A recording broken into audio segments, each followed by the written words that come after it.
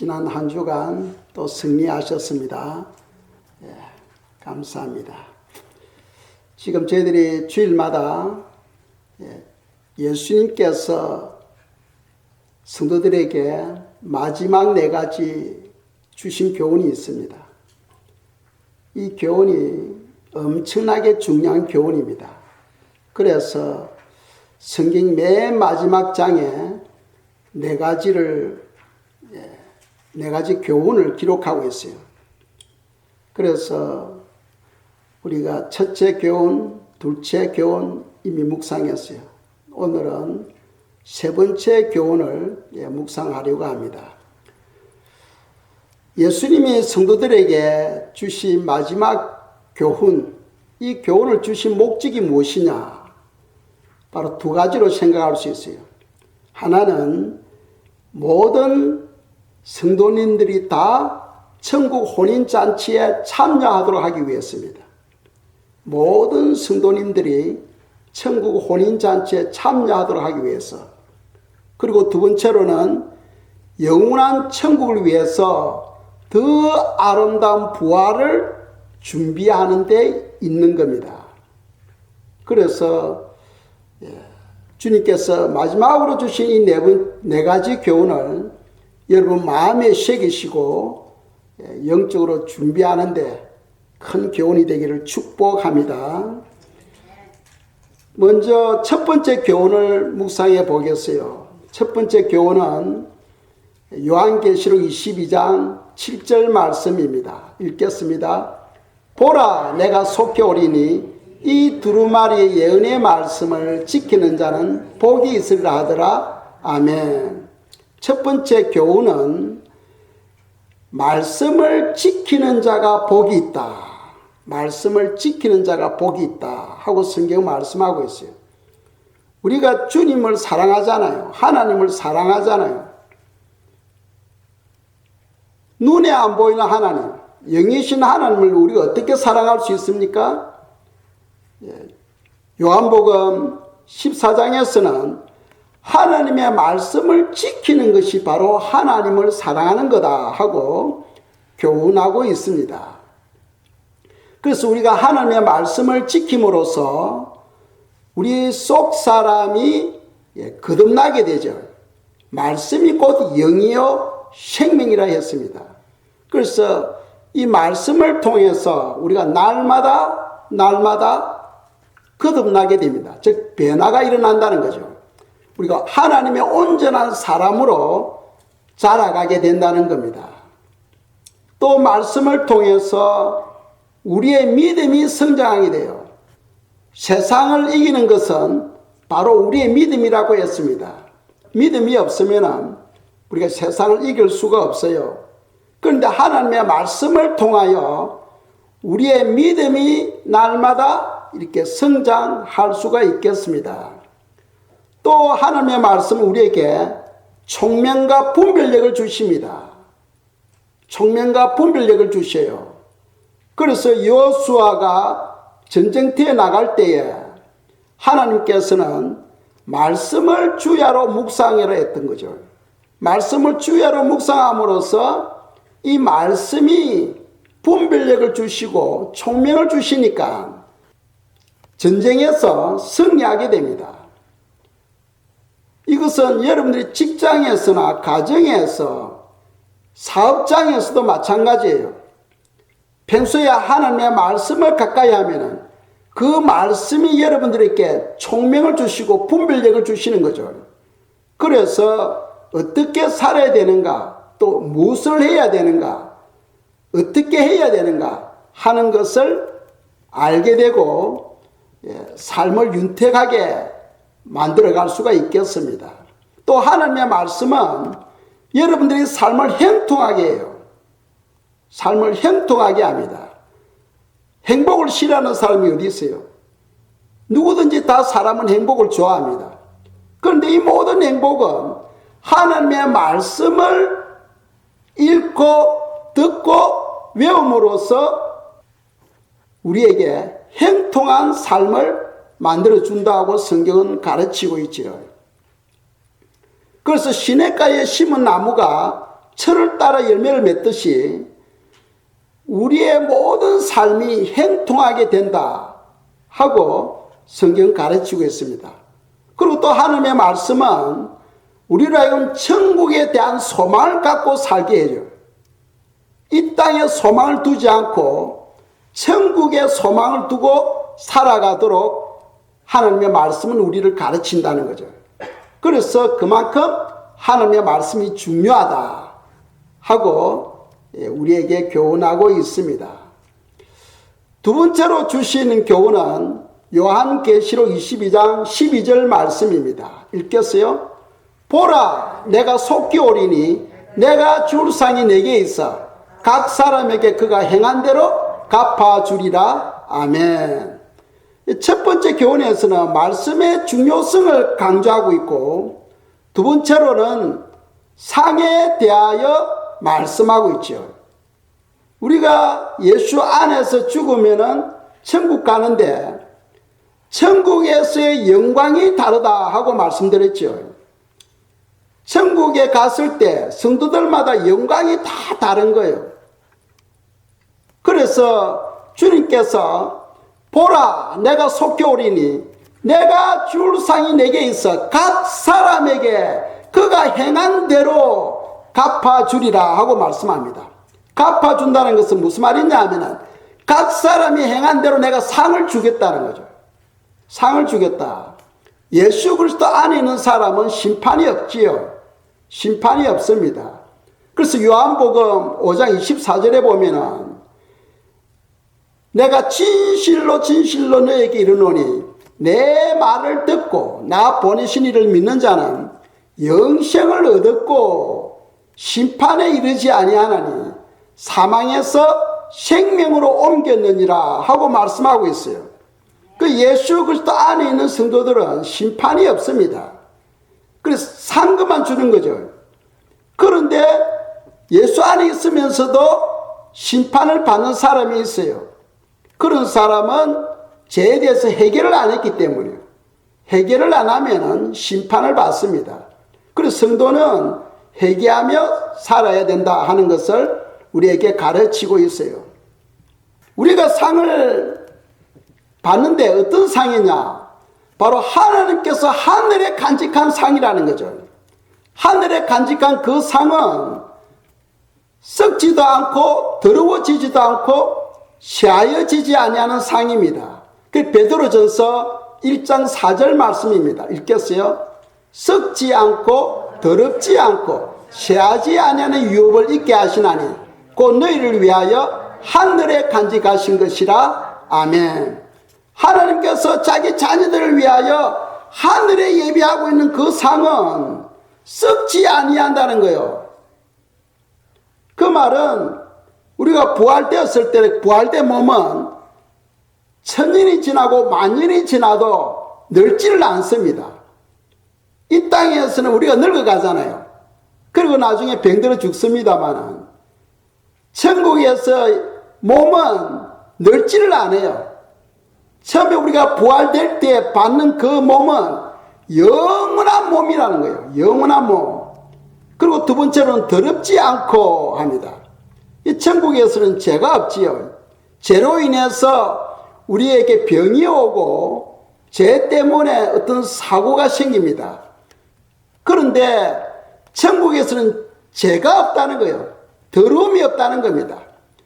그리고 세 번째로는 쇠하지 아니하고 합니다. 이 땅에서는 우리가 낮에 수고하고 나면 피곤해가지고 밤에 잠을 자잖아요. 하나님은 사랑이시라 우리로 하여금 잠자도록 밤을 주십니다. 그런데 부활된 몸은 쇠하지 아니하니까 잠잘 필요가 없는 거예요. 그래서 천국은 밤이 없는 곳입니다. 믿습니까? 하나님의 보호자로부터 빛이 나와서 천국을 환하게 밝히는 거예요. 천국은 밤이 없는 곳입니다. 왜? 잠잘 필요가 없으니까. 부활된 몸은 쇠하지 아니한다 하고 우리에게 말씀하고 있죠. 이런 엄청난 복을 우리를 위하여 하늘에 예비하고 있다 하는 것을 말씀하고 있죠. 그런데 그 부활은 모든 사람이 똑같이 부활되는 게 아니고 이 땅에서 우리가 어떻게 심었느냐에 따라서 그 부활의 영광이 달라진다는 겁니다. 달라진다는 거예요. 그래서 갈라디아서 6장 8절 말씀을 보겠습니다. 읽겠어요? 자기 육체를 위하여 심는 자는 육체로부터 썩어질 것을 거두고 성령을 위하여 심는 자는 성령으로부터 영생을 거두리라. 아멘. 자, 자기 육체를 위하여 심는 자는 육체로부터 썩어질 것을 거둔다. 그러니까 심는 것은 육체를 위하여 심는 것이 있고, 두 번째로는 성령을 위하여 심는 자는 성령으로부터 영생을 거둔다는 거예요. 그러니까 육체를 위하여 심는 자가 있고 성령을 위하여 심는 자가 있는데, 성령을 위하여 심을 때는 영원한 영생을 거두고 육체를 위하여 심는 자는 썩어질 것을 거둔다는 거예요.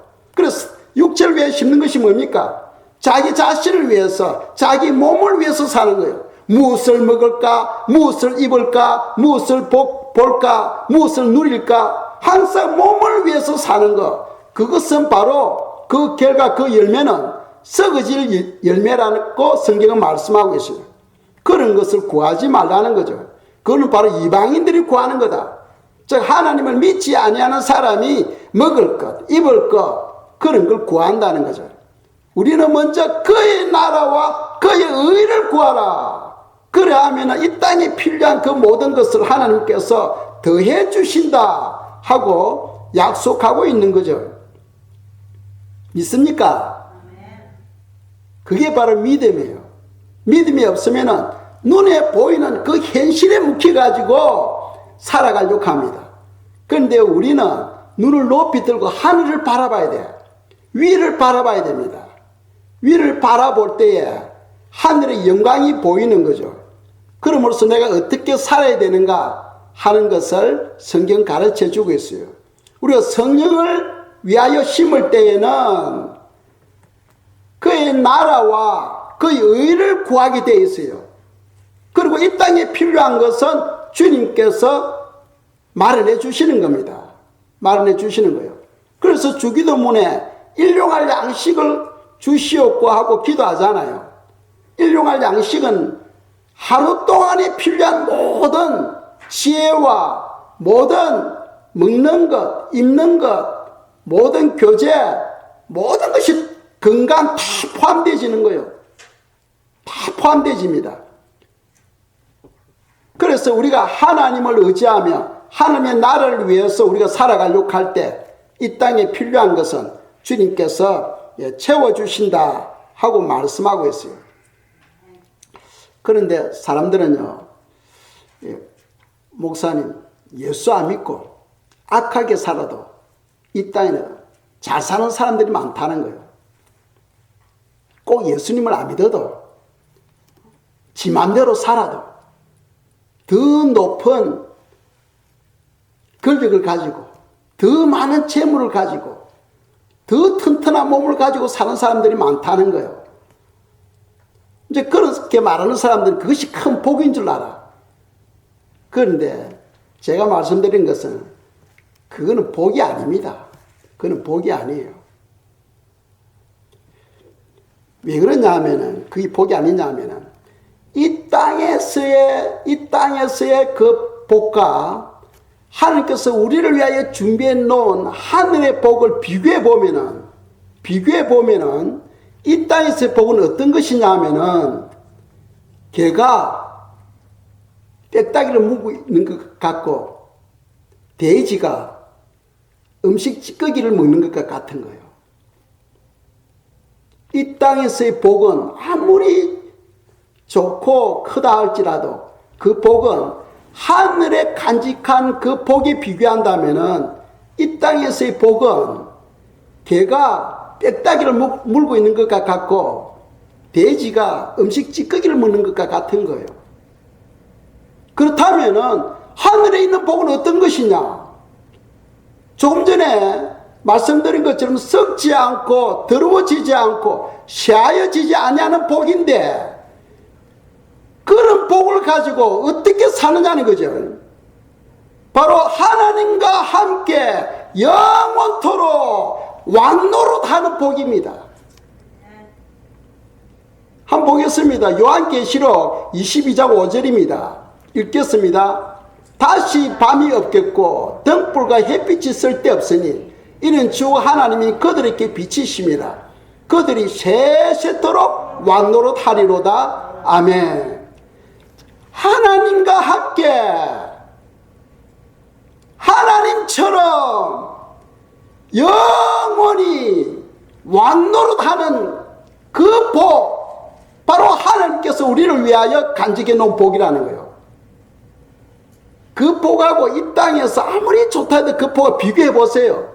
이 땅에서의 복은 겨우 개들이 좋아하는 거, 돼지들이 좋아하는 그 정도 수준밖에 안 되는 거예요. 그러니까 우리가 어디에 집착하며 살아야 되는가 하는 것을 성경은 우리에게 말씀하고 있는 거죠. 그것을 볼 줄 아는 자가 바로 영안이 열렸다 하고 이야기할 수 있는 거예요. 영안이 닫혀 있으면 그걸 보지를 못해. 그러니까 현실에 묵혀가지고 먹는 거, 마시는 거, 누리는 거, 거기에 묵혀가지고 살아가려고 합니다. 그러나 우리가 머리를 들고 주님께서 우리를 위하여 예배해 놓은 그 영광을 바라볼 줄 알아야 돼. 그것은 바로 하나님과 함께 영원히 왕노릇하는, 하나님처럼 왕노릇하는 그런 상입니다. 한번 생각해 보세요. 이 땅에서도 왕노릇하는 게 좋아가지고 온갖 나쁜 짓 하면서 왕이 되려고 합니다. 대통령이 되려고 해요. 그런데 하늘의 그 영광은 하나님이 누리는 그 영광을 그 자녀들도 함께 누리도록 주님께서 준비하고 있다는 거예요. 엄청난 영광입니다. 그들이 세세토록 영원토록 왕노릇하리로다. 왕노릇하리로다. 이런 영광을 하나님께서 우리를 위하여 준비해 놓고 있다 하는 것을 우리가 묵상했습니다. 그래서 첫 번째 묵상은 말씀을 지키는 거다. 두 번째 묵상은 상을 준비하는 거다. 상. 천국에서의 상. 그 하나님께서 주시는 상이 다 다르다는 거죠. 다 다르다. 그러니까 더 영광스러운 상을 준비할 줄 아는 것이, 그 준비는 이 땅에 있을 때 준비하는 거예요. 그리고 오늘 세 번째로 묵상할 것은 요한계시록 22장 14절 말씀입니다. 읽겠어요.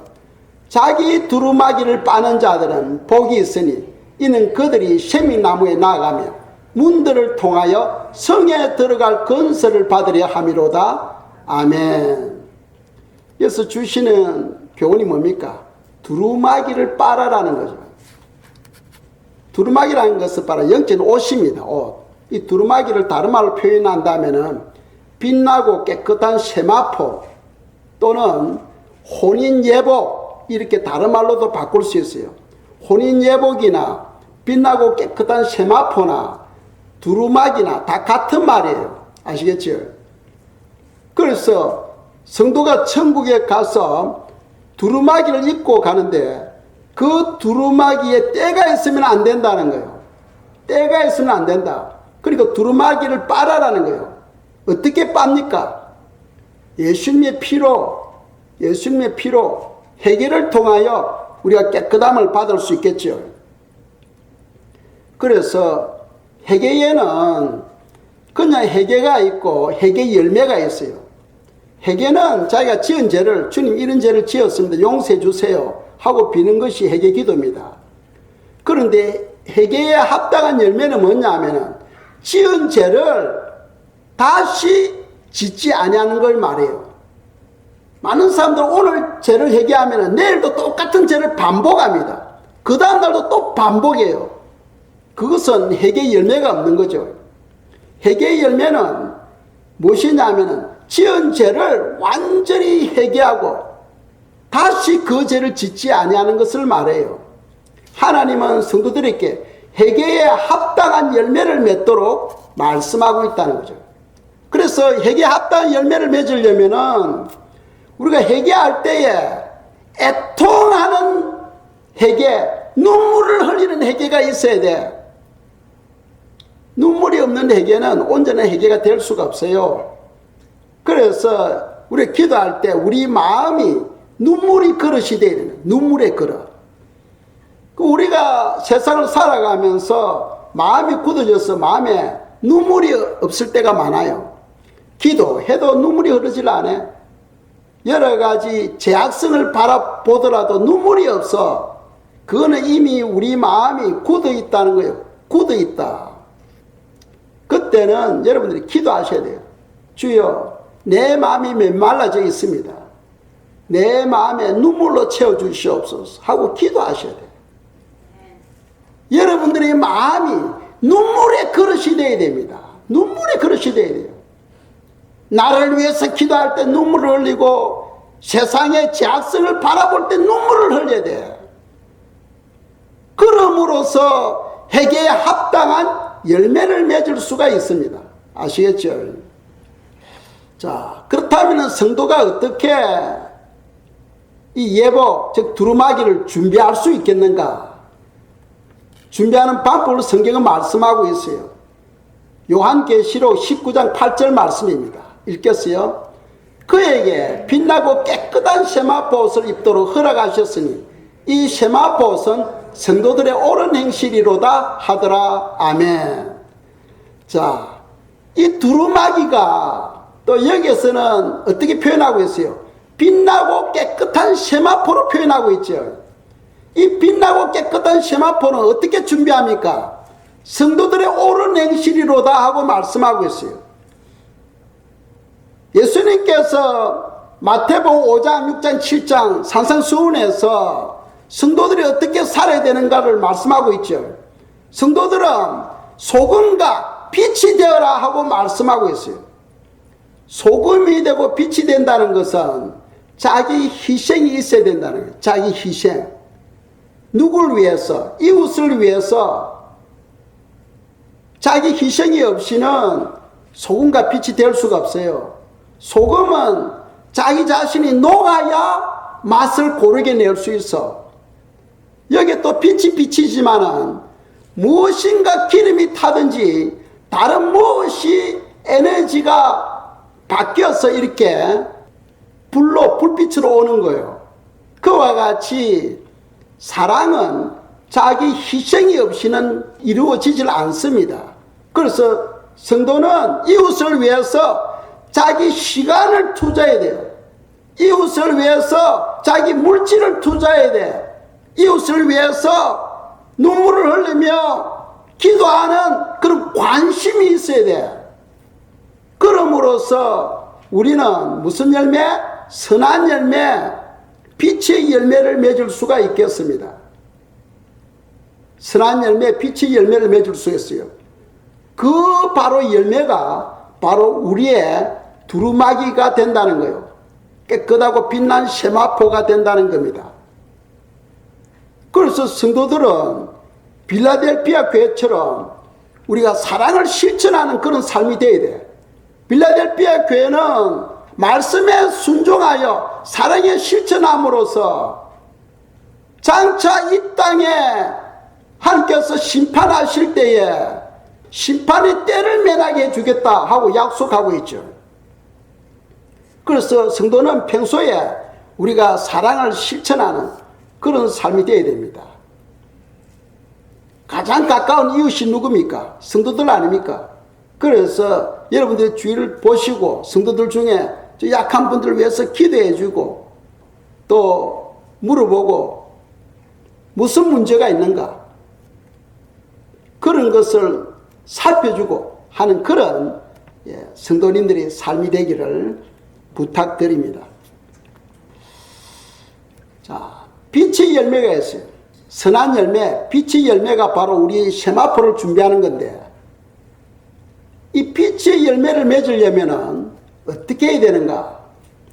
조금 전에도 말씀드렸지만은 우리가 빛의 열매를 맺으려면은 하나님의 말씀이 내 속에 들어와야 돼요. 말씀이 내 속에 들어와야 됩니다. 왜 그러냐? 말씀 안에 뭐가 있대서요? 생명이 있잖아. 말씀 안에 생명이 있어요. 생명이 있는 말씀이 내 안에 들어오게 되면은 그 생명이 빛으로 나타나는 거예요. 빛으로. 그래서 요한복음 1장 4절에서 말씀하잖아요. 그 안에 생명이 있으니 이 생명은 사람들의 빛이다 하고 말씀하고 있어요. 그러니까 성도들은 하나님의 말씀을 듣고 말씀을 읽고 말씀을 외우고 말씀과 더불어 사는 그런 삶이 필요하다고 성경 가르치고 있어요. 그래서 말씀을 통하여 생명이 내 속에 들어오게 되고 그 생명으로 인해서 우리가 빛의 열매를 맺게 되는 겁니다. 에베소서 5장 9절 말씀입니다. 읽겠어요. 빛의 열매는 모든 착함과 의로움과 진실함에 있느니라. 아멘. 이 모든 착함이 뭡니까? 모든 착함이란 것은 하나님의 말씀을 순종함으로써 성숙한 인격으로 자라가는 것을 말해요. 말씀을 순종함으로써 하나님의 말씀은 우리를 온전한 사람으로 만들어간다고 되어 있잖아요. 그러니까 성숙한 인격으로 우리가 변화되어 가는 걸 말하고 있어요. 어려움이라는 것은 바로 예수 그리스도를 믿는 것을 말합니다. 예수 그리스도를 믿지 않으면 그건 어려움이 없어요. 우리가 예수님을 믿음으로 의인이 되어버리잖아. 그렇죠? 예수님을 믿음으로 우리의 과거의 모든 죄가 다 씻음을 받고 어려움, 즉 의인이 되어버립니다. 의인이 될 것이다가 아니고 예수님을 믿는 그 순간에 의인이 되어버리는 거예요. 그래서 어려움은 예수 그리스도를 믿는 거예요. 세 번째로 진실함이라는 것은 성령님의 인도함을 쫓아서 진실한 삶을 살아가는 것을 말합니다. 그래서 빛의 열매를 맺으려면 예수님을 믿어야 되고 성령님의 도우심이 있어야 되고 하나님의 말씀을 순종하는 그 삶이 있어야 된다는 거죠. 그래야 이 빛의 열매를 맺게 된다 하는 것을 성경은 우리에게 말씀하고 있어요. 빛의 열매가 중요한 이유는 이 빛의 열매가 있어야 조금 전에 말씀드린 것처럼 우리 예보, 즉 두루마기를 준비할 수가 있어요.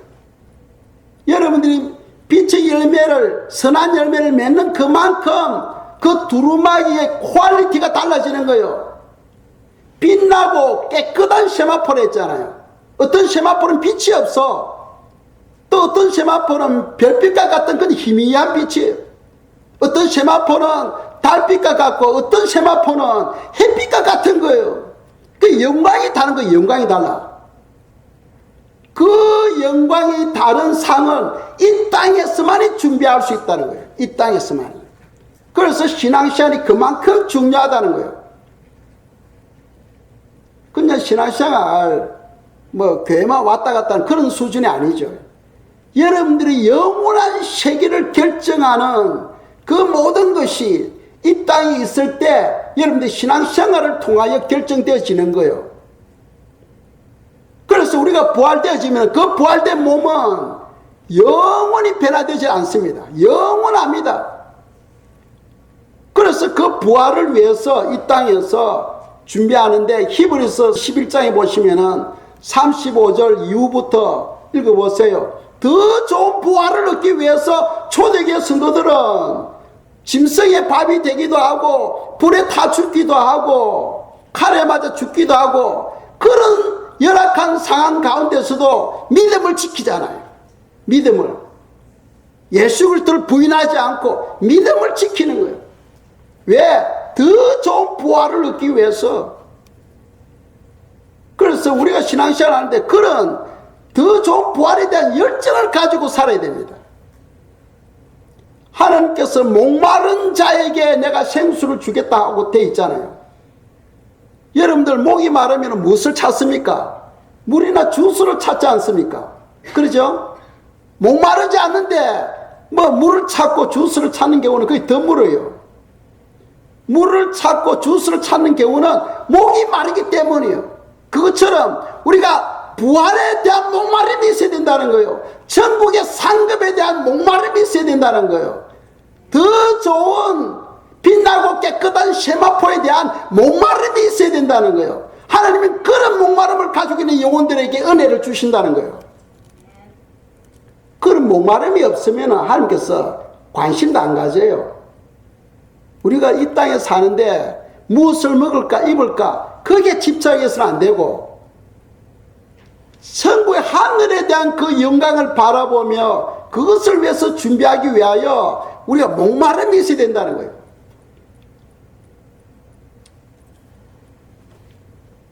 빛의 열매를 맺고 선한 열매를 맺는 것이 얼마나 중요하냐. 그걸 맺어야 첫째로는 전도를 통해서 하나님의 나라가 확장되어질 수가 있는 거죠.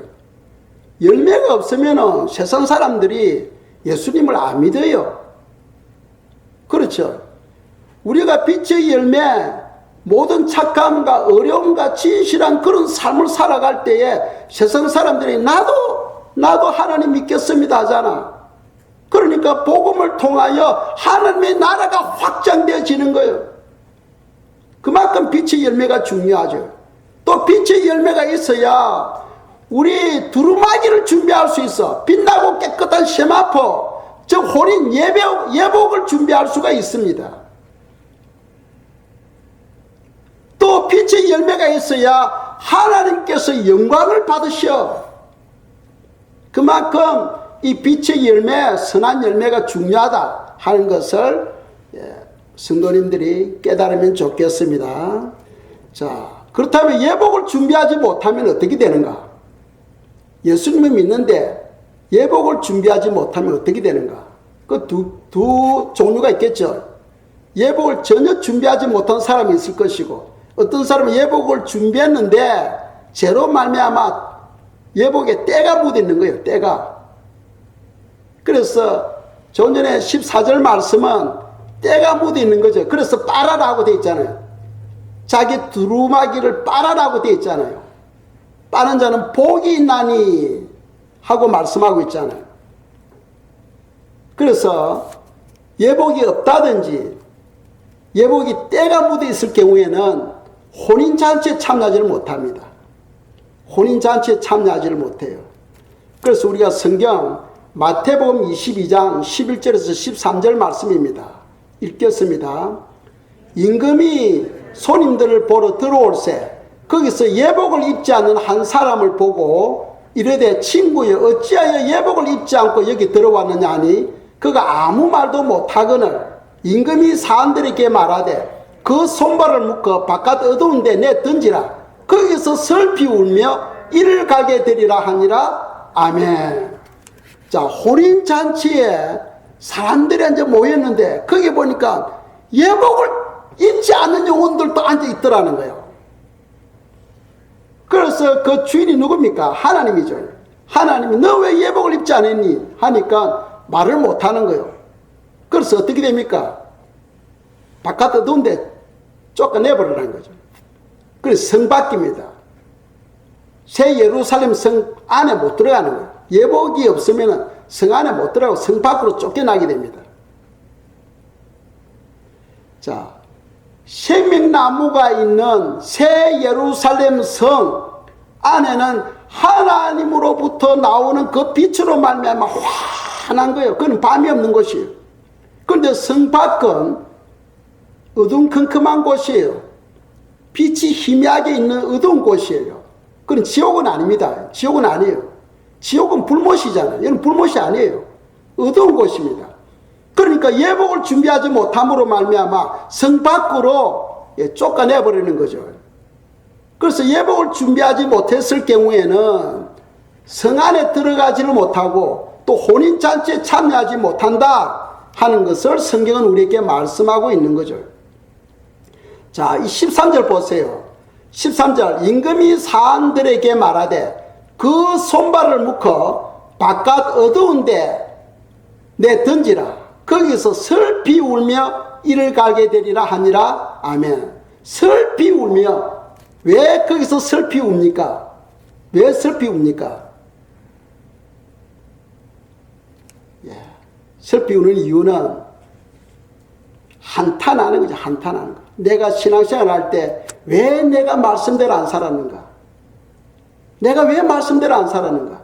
예수님만 믿으면 다 천국 간다 했는데 나는 예수님 믿고 주일 예배도 드리고 했는데 왜 내가 여기에 왔는가? 하면서 우는 거죠. 잘못된 신앙생활을 회개하면서 우는 거예요. 그러나 이미 때는 늦은 거죠. 두 번째로는 뭡니까? 이를 갈게 되리라.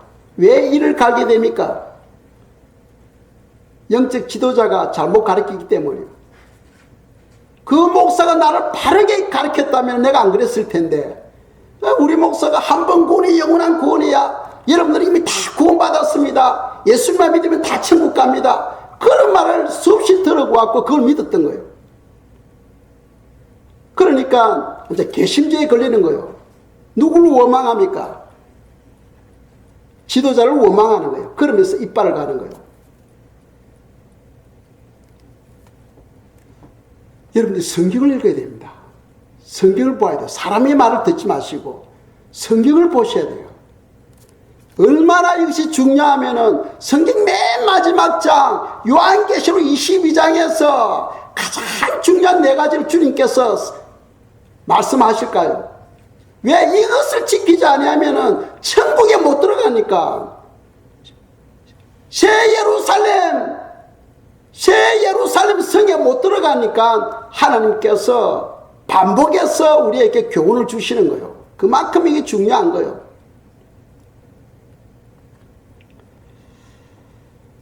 자, 그렇다면 어떤 경우에 우리의 두루마기가 더러워질까요? 그 성경을 보시면 15절에서 쭉 열거하고 있죠. 열거하고 있습니다. 근데 제가 두 가지로 여러분들에게 말씀드리고 싶어요. 이것은 그냥 옷만 더러워지는 것이 아니고 여러분들이 이미 두루마기를 준비했다 할지라도 그 두루마기가 찢어지면서 헤어져 버립니다. 어떤 경우냐? 첫째로는 교회를 비난하거나 영적 지도자를 비난할 때는 그렇게 됩니다. 교회를 비난하거나 영적 지도자를 비난할 때는 입고 있는 세마포가 더러워지고 찢어져 버려요. 요즘 한국에 보면은 어느 한 목회자를 놓고 막 비난하잖아. 2단이니 3단이니 하면서 막 비난을 해요. 그 비난하는 영혼들이 예수를 안 믿는 사람이 아니고 믿는 사람이 비난해요. 믿는 사람이 비난합니다. 거기는 두 가지 의미를 생각할 수 있죠. 하나는 하나님이 다를 경우입니다.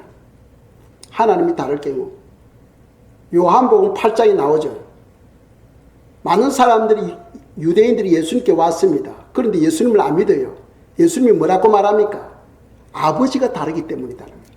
아버지가 같으면은 나를 믿게 되는데 너희가 나를 믿지 아니하는 것은 아버지가 다르다는 거예요.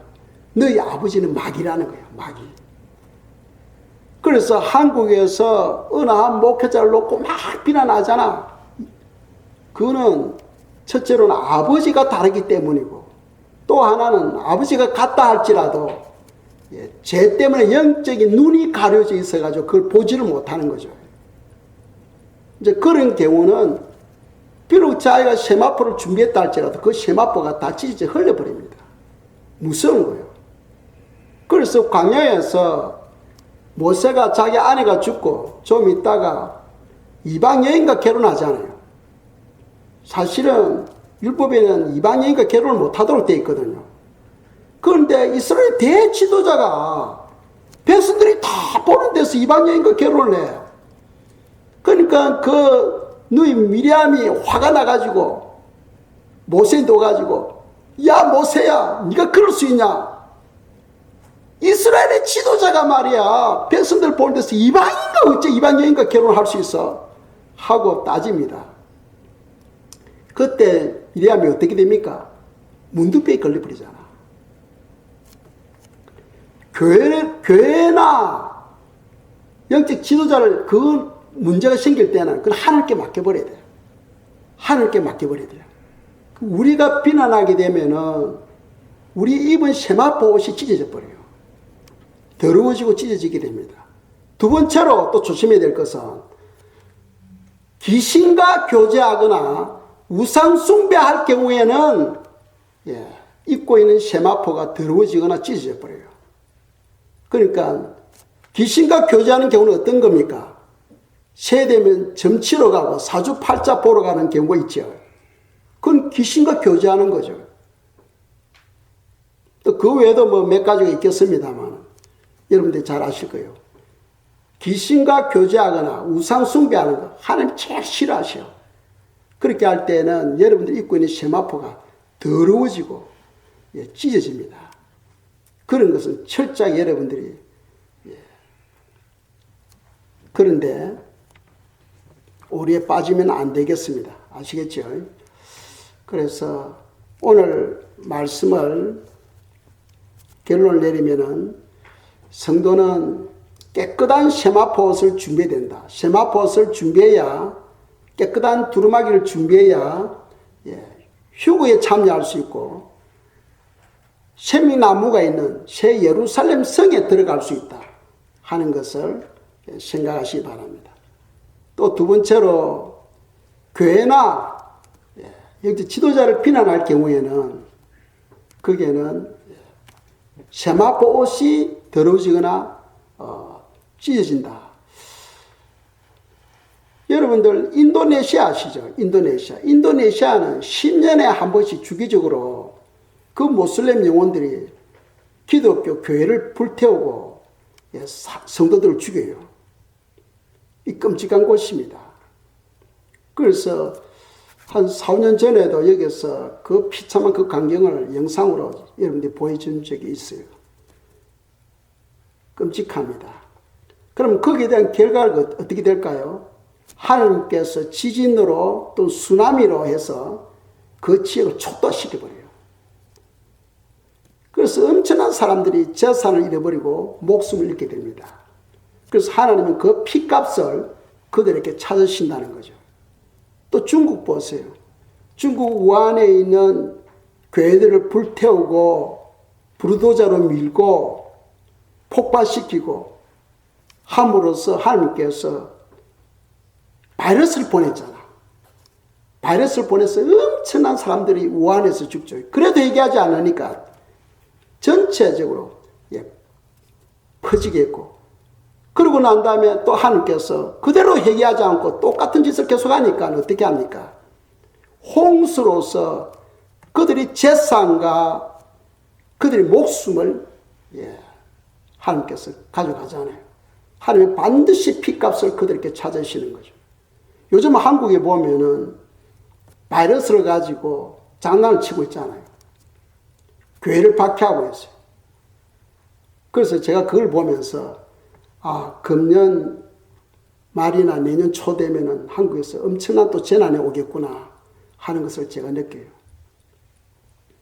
하나님은 반드시 그 피값을, 그 죄값을 찾으신다 하는 것을 성경에서 말씀하고 있어요. 에스겔서 3장을 읽어보세요. 반드시 그들에게 물으신다고 성경 기록하고 있어요. 이 시간 저희들이 기도하겠습니다. 기도할 때 주님, 저희들이 세마포를 잘 준비할 수 있도록, 깨끗한 세마포를 준비할 수 있도록 하나님이여 사랑을 실천하는 우리의 삶이 되게 해달라고 기도드리겠습니다.